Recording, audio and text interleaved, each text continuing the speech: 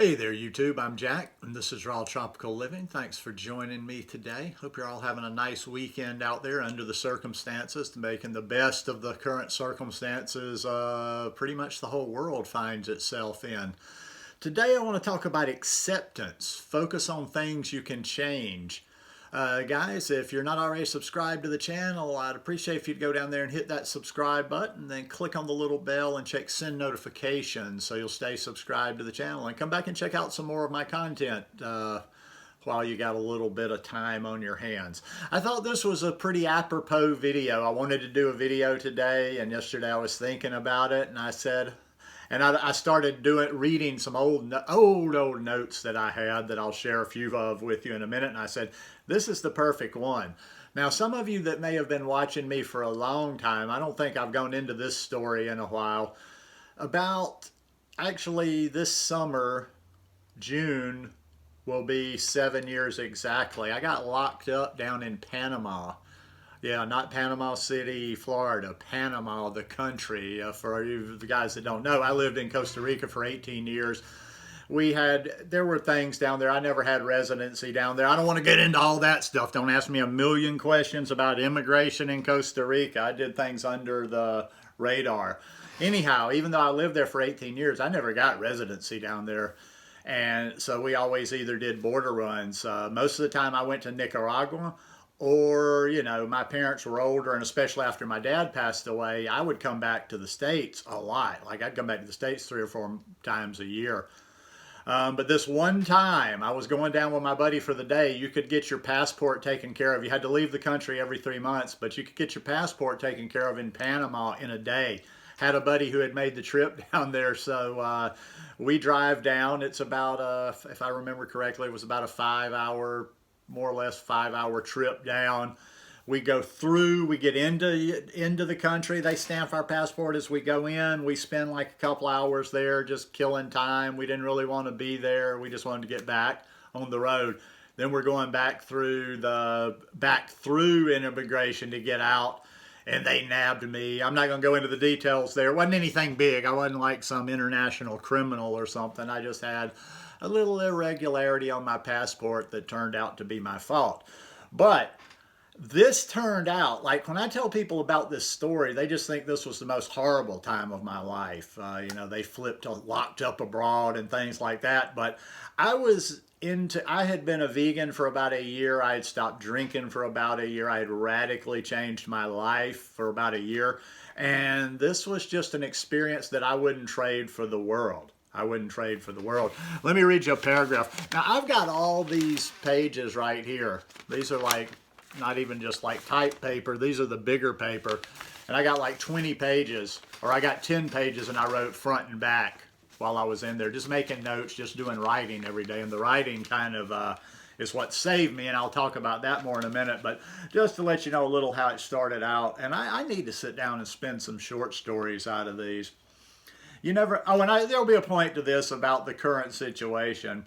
You never know how a story will unfold. What started out as a simple border run for my passport has me sleeping on a cot in a detention center, which is a straight up refugee camp. But I'm jumping ahead in the story. It all started yesterday morning when my buddy and I crossed over into Panama. The trip in was as easy as could be, which led me to believe that it would take about 30 seconds to go out. Boy, was I wrong. I knew when the immigration officer gave me a funny look and went over to talk to his superior that I was in some kind of deep shit. They beckoned me to come in, and little did I know that I would be beginning what looks to turn out to be an epic adventure. And I wrote for days and days and days in there. This was an experience indeed. I got nabbed obviously we were doing a border run, so I got nabbed at the border. And then I slept in just a little total shithole jail cell the first night there. In fact, they didn't even give me a mattress. I literally was on concrete, so I didn't sleep much of the night. They drove me to Panama City the next day, where I was actually checked into a proper detention center. Now, before I even get even further into this, I don't want to make this sound like something heavy, like I was, a total gangster fighting for my life. This was immigration, so it wasn't like it was dangerous and stuff in there. There were a few cats. I mean, you didn't want to mess with some people because they were, serious people, and there were a lot of serious people in there, but in general, it was pretty chill. So, what happened on the very first day? And if this experience had happened to me 2 years prior to when it was, I'd have been a basket case probably, because that was back when I was drinking like a fish and just living a crazy life. But I was in an interesting place. I had, been doing some meditation during the year that I had changed my lifestyle, and I was just in a better headspace. And as soon as I got locked up, I didn't freak out from day one, and that helped me a lot. One of the videos I did recently, I was talking about breathing. I used my breath a lot. I had a little Timex, one of those Ironman triathlon watches on, and I used my breath, and I checked my pulse a lot just to maintain my calm, because I knew a little bit about that even back then. Just knowing that regulating my breath would keep me calm under these situations. So from day one, I was just like, look, I'm here. And that's where the acceptance part comes. And that's where sometimes devil's advocates will jump in and go, but you don't understand, it's so much worse. It doesn't matter. Let's take my situation and make it 100 times worse. For some reason I got caught up in something, or you got caught up in something, they sent you to Gitmo down in Cuba, or you were locked up in the worst prison in the world, or you were in a war zone somewhere, or you have absolutely no food, no way to get it. That's horrible. And when I say acceptance, I'm not meaning we just like lay down and die, or lay down and go to sleep and wait for something to happen, but I'm just accepting. I'm talking about accepting where you are, accepting what your circumstances are, and working from there instead of just trying to, just block it out. Because that's all I had. That's the only choice I had. The only choice I had. And, like I say, wasn't it some big experience? I'm probably somebody watching me's done time out there, has been locked up for years. But this is the first time my damn freedom had been taken away. And even though it wasn't hardcore, we weren't in cells. We were in great big barracks. So we had a lot of room to move around, sleeping on army cots. But still, my freedom was controlled by other people. Some days, like some days they didn't care, but some days we'd be supposed to go out in what was the yard. It wasn't like a hardcore prison yard, but it was our yard. People would go out there, kick the soccer ball around. And some days I didn't feel that great or whatever. I didn't want to go, but they were like, no, you got to go. I didn't have a choice. I was told I had to leave. There was some of the stuff that was just kind of like, it authenticated the situation. I wasn't embarrassed, especially a few weeks in. I had to do the whole drop your trowel a couple of times, to make sure you're not smuggling anything. One day there was something going on. I remember they took us out in the yard, had to come in and drop trowel, squat, and cough. So you can't be holding in anything, because if you cough, you can't clench down there, and maybe keep the contraband in. But no, from day one. And I always remember this one guy, we called him Cuba. He was a big old dude. He was from Cuba, about 250 pounds. And he played chess a lot. I've heard, some people have heard me mention him. And I remember from day one, because I was sitting in there, I would meditate. I would just sit and, be quiet and meditate. And I had an upbeat, I was the only gringo in there too. There was one other Canadian in there, but North American, that was it. So I think they thought I'd be a little freaked out, or I'd be all fidgety and whatever, and I was happy. And I remember the first encounter I had with Cuba, and we got talking. He was a friendly guy, but he was kind of brusque. And we got talking, and I said, yeah, he says, what do you mean, you're happy? I'm like, yeah, I'm happy. He says, how can you be happy? You're in here. I said, I don't have any other choice. I don't have any other choice. If you're in quarantine right now, you're where you got to be. You don't have any other choice. You accept it. And once I accepted it, it made that whole ride a lot easier. Like I say, go 2 years before that, and I would have been a basket case. I would have been pacing around. People would have been looking at me like I was crazy, but, I just kind of settled in. I did my own thing. You developed a different rhythm. In some ways, like I say, we slept on an army cot, and I had a bad neck and a bad back when I went in there. After 3 weeks being in there, my back was good. My neck was good. You learned how to slow down time, because you're trapped right now. You've got a lot of you. Well, no, if you're watching this, you got something, because you're on YouTube. You've got, most people have a TV, and if they don't have some sort of cable, they have some Netflix or Hulu or all that kind of stuff. I had nothing, nothing, nothing. There was an old black and white TV where they could halfway tune in one of the rooms in there I never watched. So what I did the whole time I was in there is I made the day out of it was a day of meditation, prayer, writing, and reading. And when I say writing, I mean back to not typing stuff out, but physically writing. That might be something to do this week. Don't just write. Don't just write on your computer. You know, get some paper, write a little bit, get you a journal, a physical journal, write a little bit. And then there was a guy in there. Thank God he became the one, my sanity in there, because he spoke perfect English. There was a guy from Lebanon in there, of all places, and he spoke perfect English. And he was the only one. If I had not been in a bunk next to this guy, he had paper, and he was the only person in there that had books in English. So I read like 4 or 5 good books. So I had, that's what I would do. I would pray, I would meditate, I would write, I would do all these kind of things. I'd get trippy, man. You slow down. You really can slow down. It kind of resets your natural clock.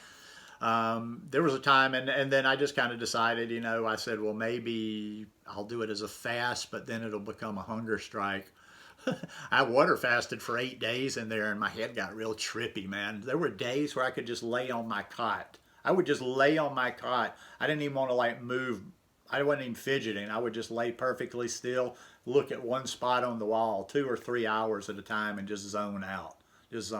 But it was an interesting time, a lot of different people. There were people there were a lot of refugees from places you wouldn't think in Central America. There were people from Pakistan. There were people from, no, Bangladesh, not Pakistan, Bangladesh. There were people from Nepal. There were people from Somalia. There were Colombians. There was a lot of Colombians in there. I met a Colombian preacher, this Colombian street preacher, who was just one of the most real people I ever met in my life. I remember him being nice to me a few times. And yeah, that was just like I said, that was a real, at the time, what was I back then? I was probably 49, I'm 56 now. That was a real lesson of acceptance of, just like, okay, I'm here. I can cry, I can scream, I can get mad, I can do this, I can that. That's not going to get me out any quicker, and that's going to make the experience here even worse. So how do I best utilize my time?